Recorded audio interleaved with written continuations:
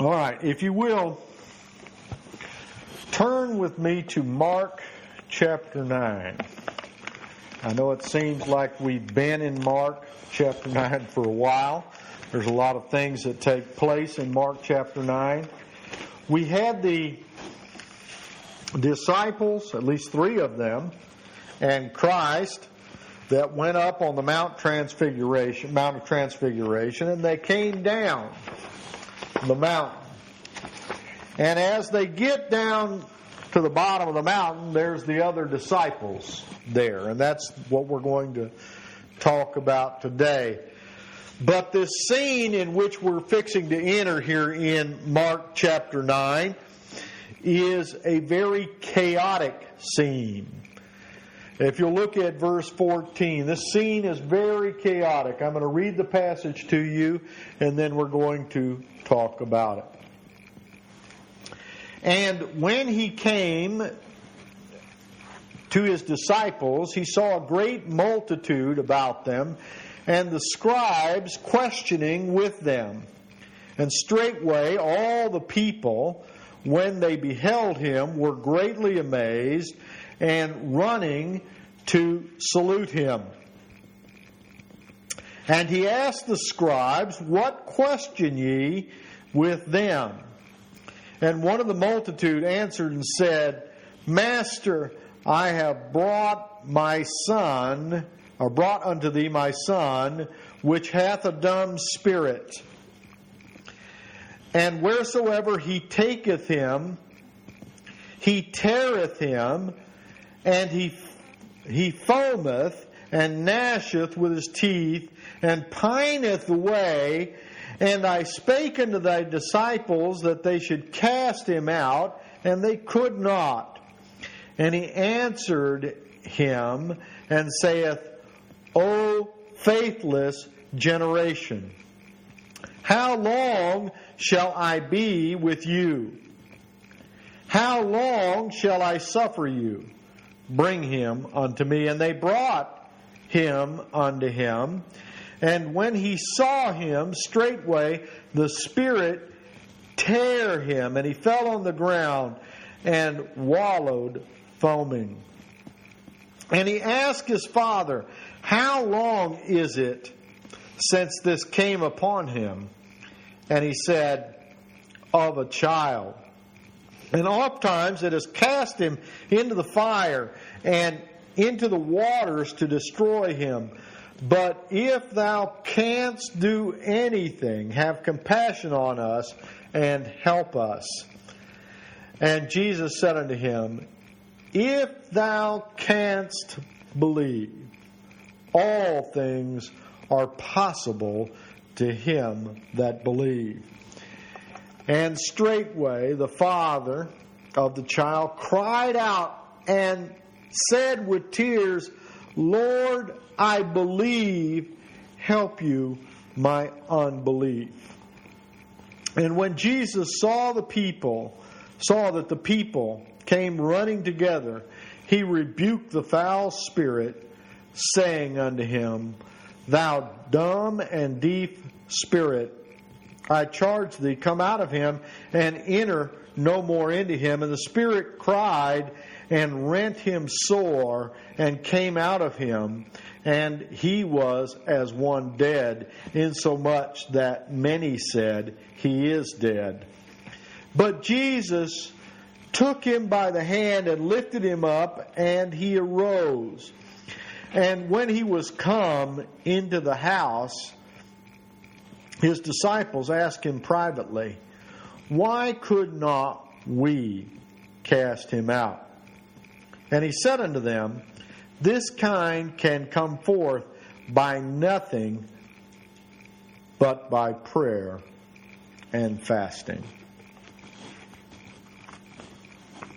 As we enter into this scene, it is a very chaotic scene. These people are surrounding the disciples. They're pressing in on what's going on. And here we have a discussion going on between the disciples and the scribes.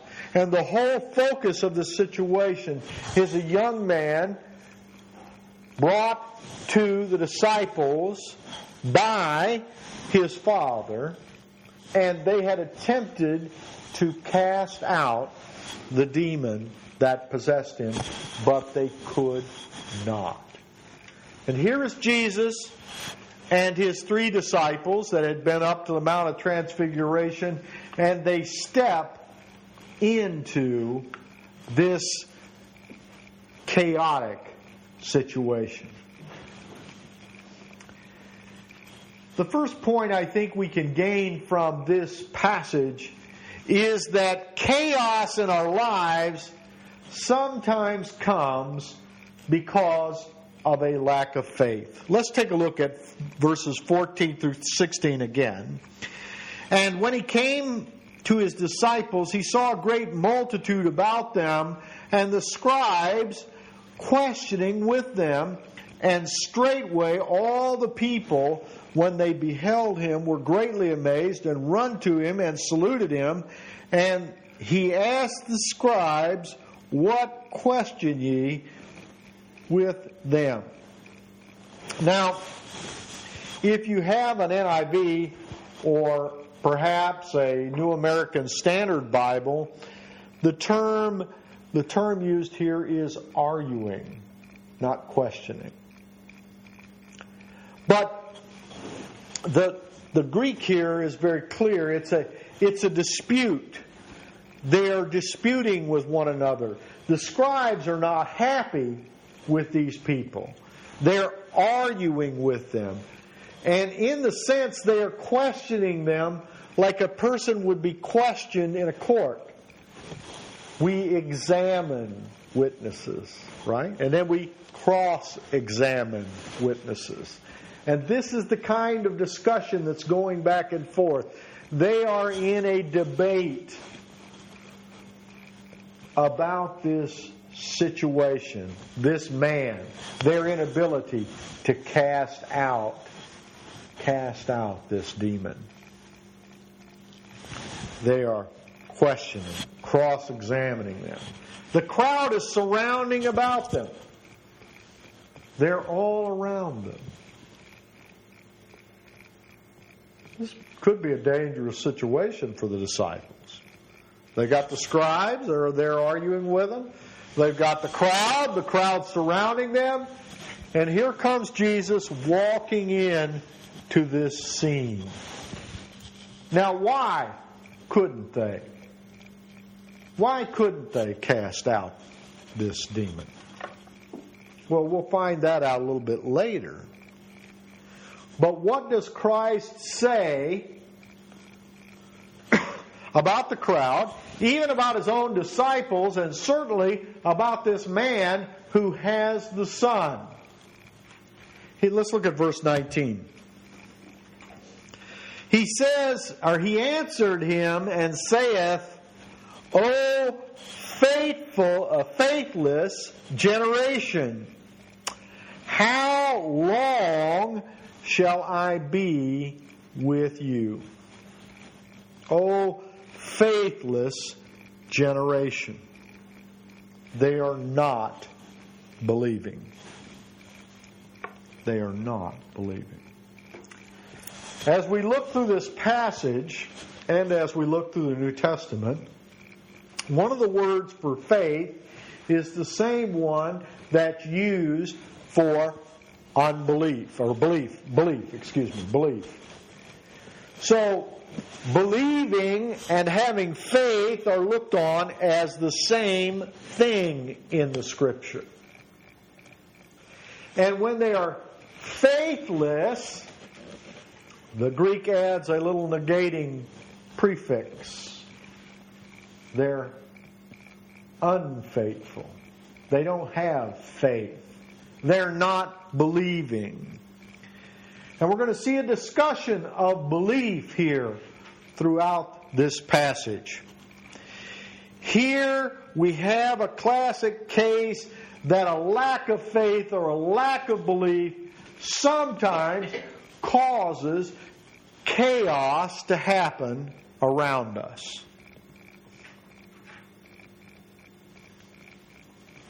All right, let's look a little further. And my second point is that belief is the only solution, to chaotic situations and hopelessness.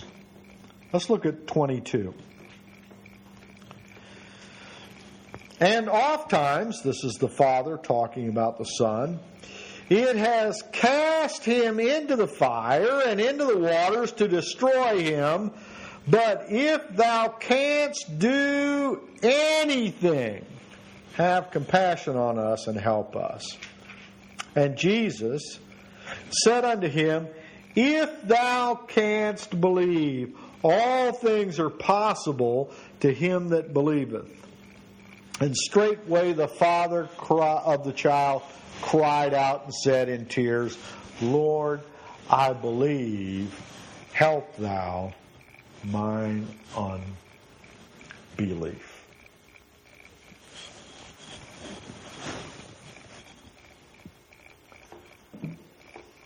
I know a man in Missouri. His name is Dean. Most of Dean's adult life has been spent in taking care of his brother. His brother can't deal with the world himself. His brother would just as soon walk out here in the street and wander off and not be able to find his way home again. His brother could not provide food for himself. Dean has to provide it for him.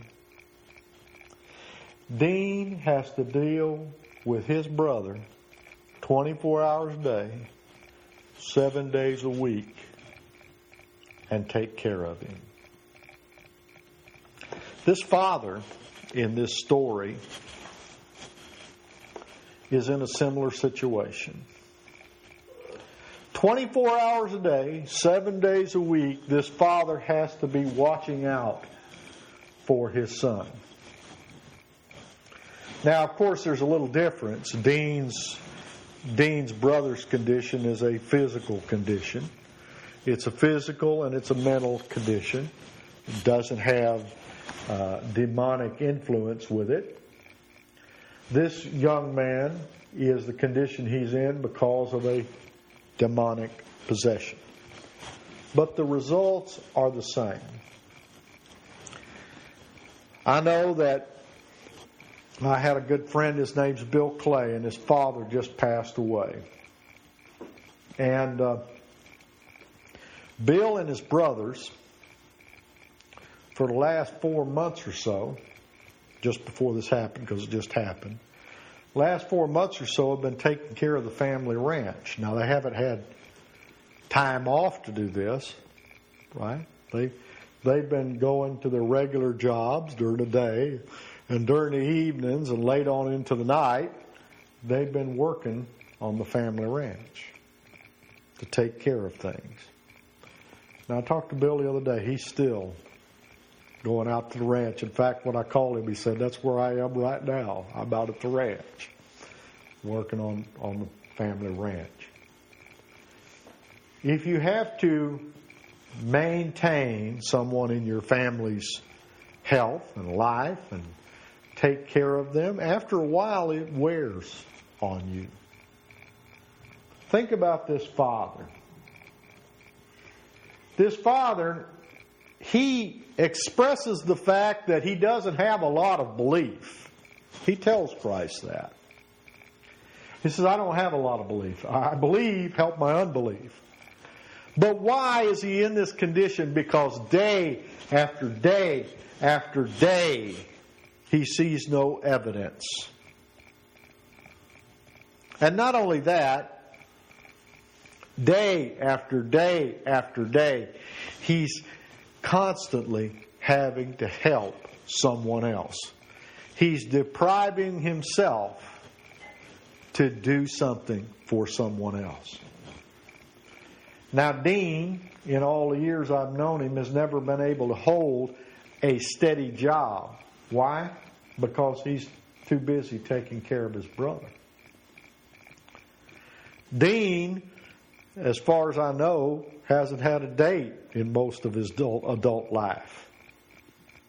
So he hasn't been able to have a wife and be married and those kinds of things normal people do. Why? Because he's been taking care of his brother. So I want you to think about this. This is a chronic condition. This father has lived under it since this young man was a child. He's had to deal with this. Chaotic situations and situations in our life that are chronic can only be dealt with by belief. If we don't have hope, if we don't have faith, it is a difficult thing to get through this world. Now we know the father doesn't have a lot of faith because the first thing he asks Jesus, if you can help.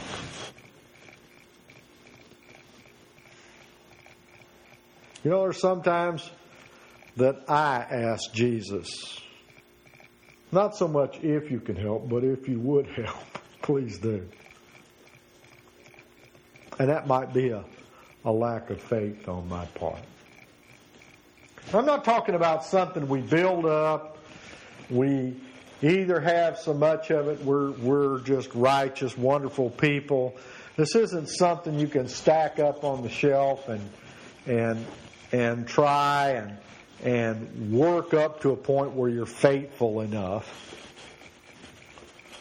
You know, I used to go to a church where they just believed that you didn't need doctors, right? That if you just had enough faith,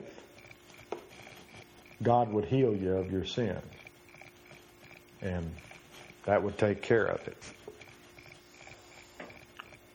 Well, I've seen a lot of people with a lot of faith that are still sick. Okay? A lot of people with a lot of faith that are still sick. This man believed, but not so much. He is desperate at this point in his life. The passage here says that he cried out to Jesus. He cried out to Jesus. This isn't a mere whimper. This is a cry. The Greek here kind of compares it to the screech of a raven calling out. You heard that? That plaintive, sharp, shrill cry. This guy is really hurting. He cries out to Jesus. The parallel passage in Matthew chapter 17 to this says that he got down on his knees and asked Christ to heal his son. Now, I don't know. I grew up in a world where men don't cry and men don't beg. And you know, I don't know about your husbands, ladies, or men. I don't know about you, but I'm driving around town. I'm lost. Last thing in the world I want to do is stop and ask for help. So this is something so very serious. This man humbles himself and asks Christ for relief. We all believe to a certain extent. But how much do we believe? I think that all of us at times could say to God, I believe help my unbelief. The only solution to this man's problem was not a new social program. It was not some new hospital somewhere, some new magic treatment. His only hope was that Jesus could do something to help him. Belief is extremely important.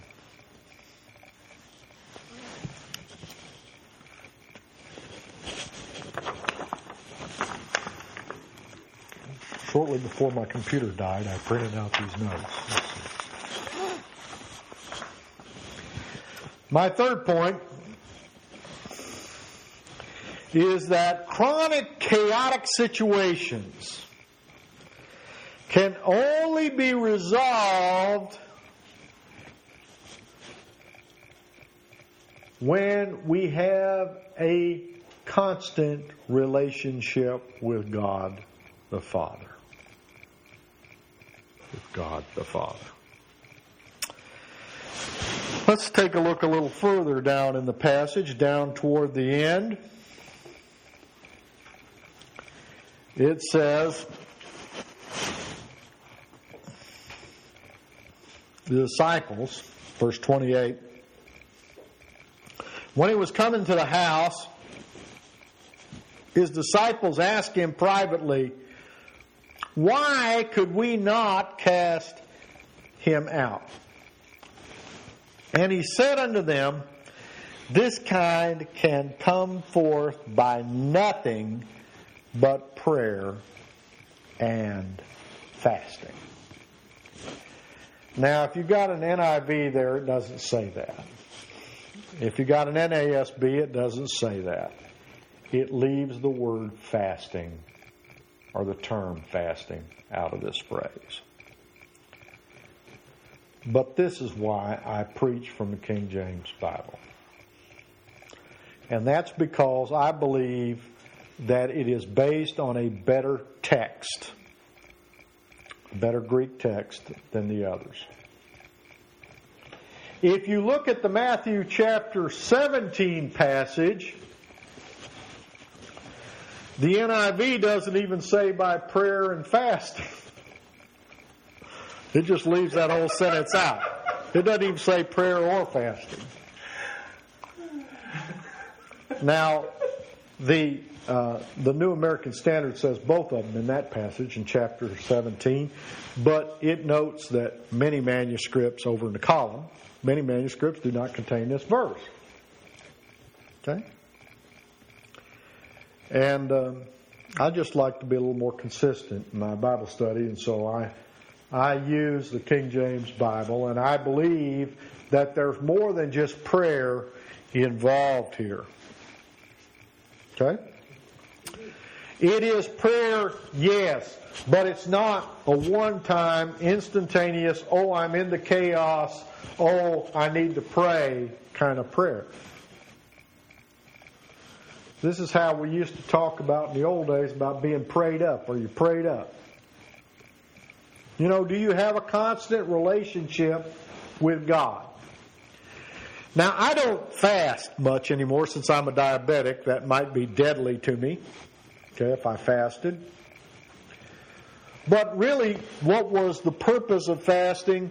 The purpose of fasting was to humble oneself. We saw in realistic fashion when we deprived ourselves of food and or water for a period of time that we really needed these things. It wasn't something we just did for pleasure, that our bodies crave food and water.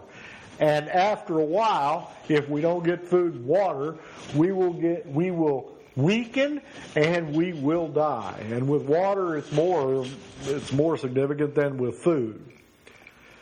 But when I used to fast fairly regularly, at least once a year, when I used to fast fairly regularly, I can guarantee you, by the end of the day I was looking at the sun and looking at my watch and determining whether or not, the time had expired when I could quit fasting.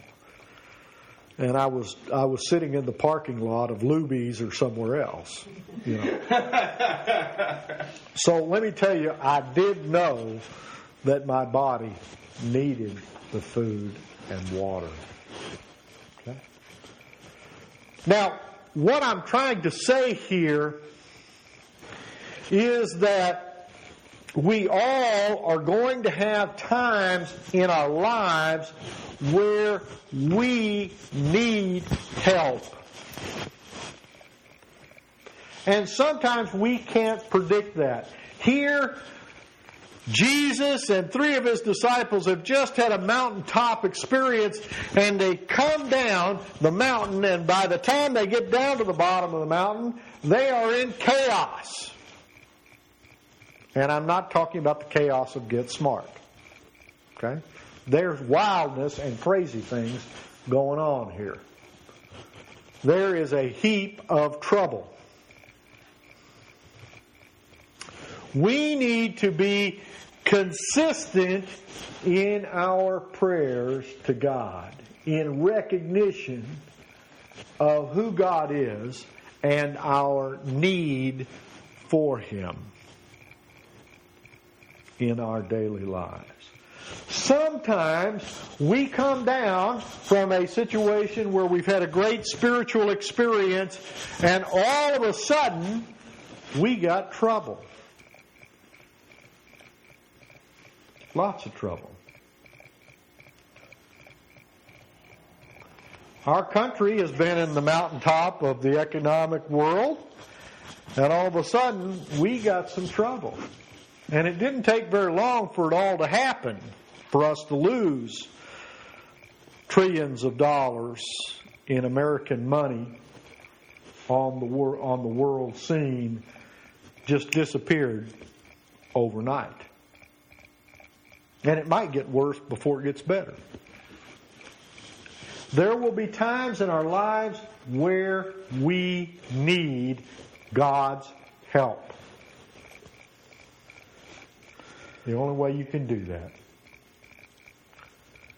the only way you can deal with that, because you can't deal with it yourself. You can't fix it yourself. You cannot make it go away. There isn't some magic pill, some magic incantation I can say as a prayer. What you have to do is be consistent in your belief. Belief supported by prayer and fasting. That's the way Job was, right? Every day he'd pray that if his family might have accidentally sinned and not known it, that they were still covered by prayer. Job constantly prayed for situations that were or that might happen. Now, I don't know about your prayer life. I can't speak to that. I don't know about your devotional life. I can't speak to that. I don't know what your relationship is with God. But I'm here to tell you, if you want to be able to continue your walk with God during times of troubles and during times of victory, the only way to do it is to be consistent in prayer and devotion to God. Today, as we sing our last hymn, I believe God is inviting us to greater commitment. You know, your prayer life may not have been very, very good up till now, but it can be. And you can start today to make a commitment to God to do it. Today, you can stop worrying and start believing, because it doesn't matter to me who the next president is,